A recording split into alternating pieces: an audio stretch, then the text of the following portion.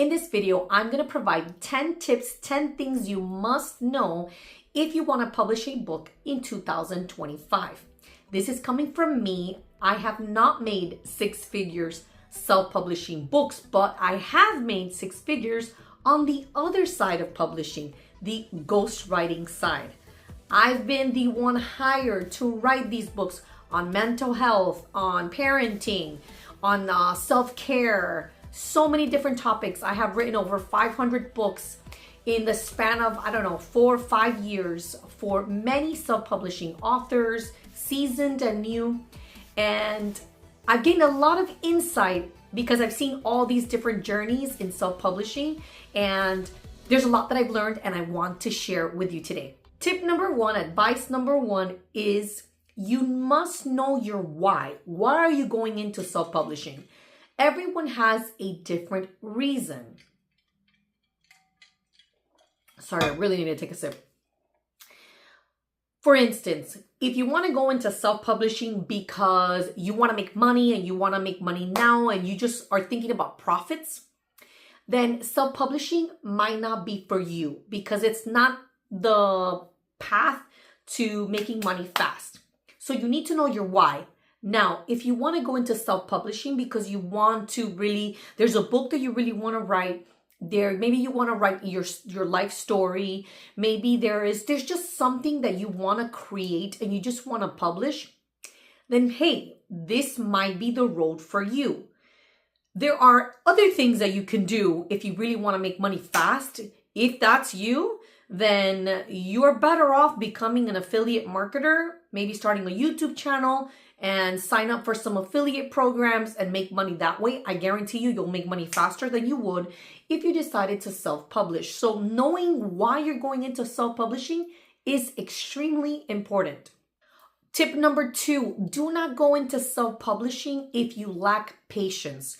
If you're impatient and you want to see results like yesterday, this is not for you. Self-publishing is it's a journey. There are so many like different things, different areas of learning that need to take place before you can become successful at it. There are so many skills that you need to learn and master before you actually make a profit. I mean, how to get reviews, the graphic design process. If you want to go ahead and design the books, the book covers or the interior pages, if you're doing planners, workbooks, cookbooks, then it's going to take some time for you to learn graphic design techniques and how to match colors together and how to make a book cover look professional. So that takes time. It's going to take you time to gain those skills. And if that's not what you want to do and you want to just maybe speed up the process, you can also hire people like me, a ghostwriter, to write your book, to design it, or you can hire an illustrator to create your illustrations. So if you lack patience, this is not the journey you should take because you will need patience. That leads me to tip number three. Advice number three is become a student. You have to adopt a learning mindset. Because there are so many things that you need to learn, you have to be okay with spending a lot of time learning and, most importantly, researching. There's a lot to research. What are good niches out there? And not only that, are there sub niches? Are there gaps in the market? Maybe you have to issue surveys to your audience to see what works, what doesn't work. And before you even publish a book, if you're looking for success and money and profits, maybe you're going to have to do a couple of lives with your audience, maybe do a live masterclass, which has worked well for some of my clients that I've worked with in the past, where they did like a live masterclass, and in that masterclass, they basically all the information that they gained from the people that attended their live masterclass, that's the information that they used to put it together into a book. And then they had more of insight as to whether the book was going to do well when it was put into the market. Guess what? And then they had an audience already. So they had built an audience that was so in tune with their brand, their content, that of course, once you release a book such as that, and it answers many questions, for that audience, then it kind of measures what the outcome is going to be. So you need to become a student, and it's all about having that learning mindset. Advice and tip number 4, marketing. You need to know what you want to do. Are you going to rely on organic sales? Are you going to build an audience? Are you going to open a Facebook group for the type of content that you want to, or the type of books that you want to publish? Maybe you're going to start a blog, and you're going to start writing, building your audience that way. Maybe you're more into like what do you call that? You prefer writing rather than being on camera. Or if you're not too uncomfortable with being on camera, maybe one of the best things for you to do is to, hey, start a YouTube channel and start growing your audience that way. Maybe you love poetry. Maybe there is a specific topic that you want to talk about, such as, let's say, healing from a specific trauma. And that's going to be your entire brand of books, your book brand, and you want to go ahead and create content on how to heal from XYZ, how to overcome certain hurdles. And it's just, you really have to think about your marketing. What are you going to do? How are you going to get eyeballs to your book or multiple books? So marketing is a very big deal. If nobody knows about your books or book, then what I tell a lot of, or I used to tell a lot of my clients, is your book is going to fall into the grave of books. There's a lot of books that people never read because they don't know what exists. So it's very important for you to think about how you're going to grow your audience. And it's so beautiful to connect with other people. Like, I love your comments, guys. When you guys connect or you ask me questions, and I feel like, okay, I'm connected to you. And it's just nice to build an audience. And later on, hopefully I can go on, do a couple of lives and maybe a private group or like a membership where we could just connect every week, and we can talk about the books, the things that we're working on, and I can give you guys tips and how to approach things. You name it. I can talk about this all day, as you can see, and I need to take a sip of my coffee. Tip number 5, I want you to think of a series. A lot of the clients that I've worked with on Fiverr and Upwork, they come to me and they're like, I have this like grand idea, and it's like, it's going to be a 400-page book. And I'm like, wait, what? Well, unless it's like a, which I don't dabble in. I am a nonfiction Christian writer. And that's how I've marketed myself. I don't dabble in fiction writing or anything like that. But if it's maybe a novel, 400 pages, okay, I could see that. But if you are coming into this fresh, I don't want you to overwhelm yourself with the entire writing process. If you want to do a self-help book, I don't want you to think in terms, oh my God, it's going to be 300 pages. Is this massive project? You already feel a little bit intimidated by the self-publishing process and the editing. And no, to eliminate all of that, I want you to think about a book brand, a brand of multiple books. You can go ahead and chop up that one idea that you have and chop it up into a series of multiple books. And guess what? It's multiple. You can get paid multiple times. If you build a loyal audience, they buy your first book, then the second, then the third, you're making money. Make your life easier and just break down the work. Break down the whole concept into multiple books. On that note, tip number 6, kick perfection to the curb. If you're going into this fresh, you've never published a book, your aim cannot be perfection. Like, everything has to be perfect. As a matter of fact, I am currently reading a book. It's about sales hypnosis. It's very interesting. And I have already found at least 2 grammatical errors in that book. Did that stop me from reading the book? No. It's so interesting. Did that make me want to close the book and say this book is garbage? No, it's still interesting. I'm still intrigued. The information is gold. So just because there are a few grammatical errors, it doesn't mean that someone's just not going to read your book. So don't think about perfection. Don't think about, everything needing to be a certain way. Hey, For your first book, if your title is not the best title, it's okay. If it's not formatted the best, it's fine. If not everything is correct, it's okay. The goal, at least for me, my advice to you, the goal for your first book is not for it to be like a slam dunk. You knocked it out of the park, especially if you want to start self-publishing like long term. The goal should be, what do I need to learn? Let me learn from every book that I publish. And it's all about what I call the double E. It's experimentation and exploration. Explore, experiment with different niches, especially if you love writing. I love writing. I love designing books. So instead of focusing on being perfect, focus, or everything being perfect, focus on exploring different things, different topics. Maybe you never thought of writing a poetry book.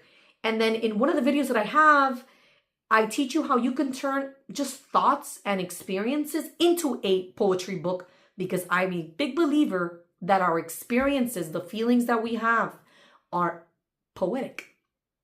So it's great to come into this not seeking perfection and pursuing it, but rather explore and experiment.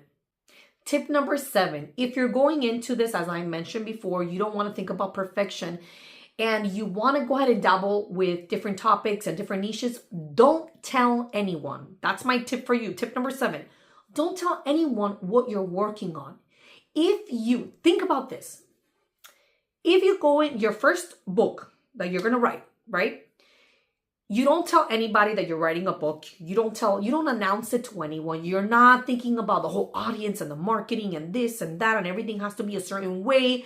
And you are eliminating all the stress. And what you're doing is you're going into it not overthinking the process. Because what tends to happen when we tell people, hey, by the way, I'm writing a book, and now you're nervous because you're thinking about the opinions of others. Oh my God, and I have to make it like this because what do they think if it's wrong, or if it's an ugly cover? So that the whole overthinking and the overanalyzing, it's gone. If you don't tell anyone what you're working on and you just publish it just to test the waters and see if it does gain organic sales, if you just want to just publish, it just eliminates a lot of the internal criticism too, because then you're constantly second guessing yourself, and is it good enough? Is it not good enough? What will people think? External opinions, and it's just like, you know what? Don't tell anyone. Tip number 8, do not rush the process. If you need money, you're going to want to rush the process because you need money now, and you're going to be very disappointed when all you make is like $1 on your sales, okay? Don't rush the process. If you need money now, you're better off delivering food with like DoorDash or Uber Eats, or doing Uber Drive or whatever that's called. And you're better off doing something like that because you're going to make money faster. It's like the fastest way for you to make money. You can make money today, that fast. But if you want to go ahead and self-publish this year, 2025, don't rush the process. There's so many things that you need to learn that it's like, take it easy. Go into it like a student, wanting to learn, having the willingness to learn all that you need to learn. Maybe you're going to have to get into some self-publishing forums and talk to other people about their experiences. Connect with other people who have already been doing it. Maybe take a few courses, maybe a creative writing course, which I'm thinking of signing up to a creative writing course, which I'm super excited about. I'll tell you guys about that in another video. But I mean, there are so many things to think about that when we eliminate the need to like rush and I have to do things now, you actually get to enjoy the creative process of self-publishing. Tip number 9, when you do not rush, which is what I just mentioned now, you tend to be less hesitant. So what I mean by that is, for example, let's say you have an idea. And often when we want to rush the process, We become so overwhelmed because there's a lot of things we don't know. We're new, you're new going into self-publishing, brand new. And you freak out, you don't know what you're doing. And let's say you've told people that you want to publish a book or you're working on a book. And then, so now you start hesitating. Should I create this book? Should I not? There's a lot of, you become very hesitant to even pick, you don't even know. If you hire a graphic designer to design your book cover. Let's say they design 3 different covers and then you're like, okay, I don't know which one is the best. Because you're thinking about perfection. You're thinking about, okay, I need to make money too. And then I don't know which one is going to resonate the most with people. And so you become very hesitant. And sometimes what I have noticed, and it happened to me in 2023, where I was working with someone and I was writing, I only got to chapter number 3 when they told me, you know what, I'm not so sure that I want to continue writing this book because I have another idea. So what is the cure for you not to hesitate? You need to learn how to commit to your idea. If your idea is to publish your memoir, forget about everything else. Commit to that one thing. I'm going to do this. I'm not going to think about anything else. That is my focus. That's what I'm going to do. That's the idea I'm going to develop. I'm going to stick to my outline and that's it. Commit to that idea. And tip number 10, condition your environment to reflect exactly where you're going. You need to condition your environment to reflect what you want your lifestyle to be. Let me give you an example. Give me 1 second. I'm so thirsty. If you know you want to self-publish books, you need a little corner, a little piece in your home, in your apartment. You need a little corner where you have just a desk, a computer, you have the perfect lighting. You create that environment however you want to create it. You get the rug, a little rug that you like, the candle. You need to create that environment because when you create that little space in your home, that is your let's get work done space. So for example, before, years ago, I'm talking about like 7, 8 years ago, I used to work from my bed, okay? I don't know, it's a horrible habit, but I like to work on my bed.